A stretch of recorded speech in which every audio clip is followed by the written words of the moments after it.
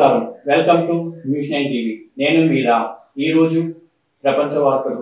చారిత్రాత్మకంగా తక్కువ ఆదాయ పరిసరాల్లోని ప్రైమ్ సభ్యులకు నెమ్మదిగా డెలివరీలు చేయడం ద్వారా వినియోగదారుల రక్షణ చట్టాలను ఉల్లంఘిస్తుందని ఆరోపిస్తూ యుఎస్ డిస్ట్రిక్ట్ ఆఫ్ కొలంబియా యొక్క అటార్నీ జనరల్ అమెజాన్ పై దావా వేశారు. కొలంబియా డిస్ట్రిక్ట్ యొక్క సుపీరియర్ కోర్టులో దాఖలు వేసిన ఈ రకమైన మొదటి ఫిర్యాదులలో అటార్నీ జనరల్ బ్రియాన్ ఎల్స్వాగ్ బుధవారం అమెజాన్ ఫిర్యాదులలో అటార్నీ జనరల్ బ్రియాన్ ఎల్స్వాగ్ బుధవారం అమెజాన్ ఉద్దేశపూర్వకంగా మరియు రహస్యంగా దాదాపు 50,000 మంది సబ్స్క్రైబర్లకు దాని వేగవంతమైన డెలివరీ సేవను నిలిపివేసిందని చెప్పారు.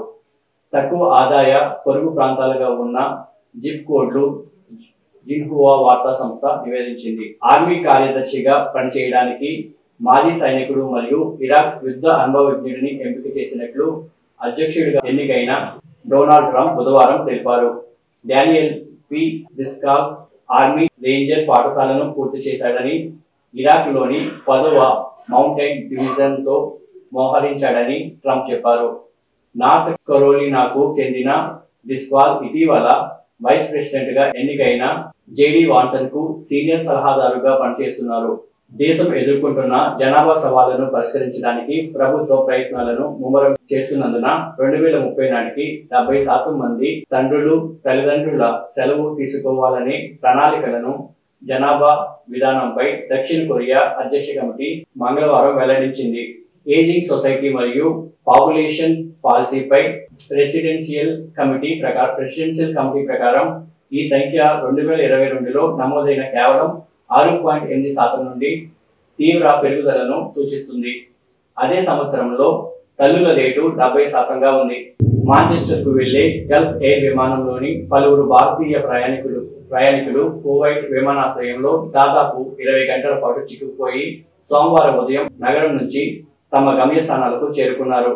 బహ్రెయిన్ నుంచి మాంచెస్టర్ వెళ్తున్న గల్ఫ్ ఎయిర్ విమానానికి సాంకేతిక లోపం కారణంగా కువైట్ కు మళ్లించారు. అగర్తలా నుంచి కోల్కతా వెళ్తున్న బస్సుపై బంగ్లాదేశ్ దాడి జరిపిందని త్రిపుర రవాణా మంత్రి సుశాంత్ చౌదరి ఆరోపించారు. బంగ్లాదేశ్లోని బ్రాహ్మణ్ బారియా జిల్లాలోని బిస్వా రోడ్లో ఈ ఘటన చోటు చేసుకుంది.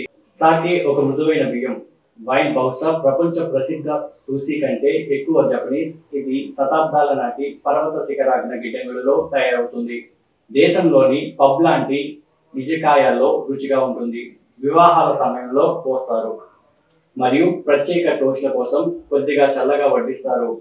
జపాన్ యొక్క పాక సంప్రదాయాలలో కీలక పాత్ర పోషిస్తున్న సాంప్రదాయ ఆల్కహాలిక్ బ్రూ బుధవారం యునెస్కోచే మానవత్వం యొక్క కనిపించని సాంస్కృతిక వారసత్వం జాబితాలో చేర్చబడింది. మద్దతుతో 16 ఏళ్లలోపు పిల్లలకు సోషల్ మీడియా నిషేధ బిల్లు ఆస్ట్రేలియా సెనెట్ లో ఆమోదం పొందింది. ప్రపంచంలోని మొదటి చట్టం ప్రకారం ఆస్ట్రేలియాలో 16 ఏళ్లలోపు పిల్లలు మరియు యుక్త వయస్కులు వచ్చే ఏడాది చివరి నుండి సోషల్ మీడియాను వినియోగించకుండా నిషేధించబడతారు. వారి మానసిక ఆరోగ్యం మరియు శ్రేయస్సును కాపాడడానికి ప్రభుత్వం మరియు ప్రతిపక్ష పార్టీ ఈ చర్యను వాదించాయి అని జిన్హువా వార్తా సంస్థ నివేదించింది. అమెరికా అధ్యక్షుడిగా ఎన్నికైన డొనాల్డ్ ట్రంప్ పరిపాలనలోని federal bureau of investigation FBI Indian American Pentagon అధికార కశ్యప్ కాస్ పటేల్ నేతృత్వం వహించనున్నారు. ట్రంప్ కు నమ్మకమైన మద్దతుదారుడైన పటేల్ యుఎస్ ప్రభుత్వంలోని లోతైన రాష్ట్రంగా వర్ణించేదానిని కూల్చివేయాలని చురుకుగా వాదించారు.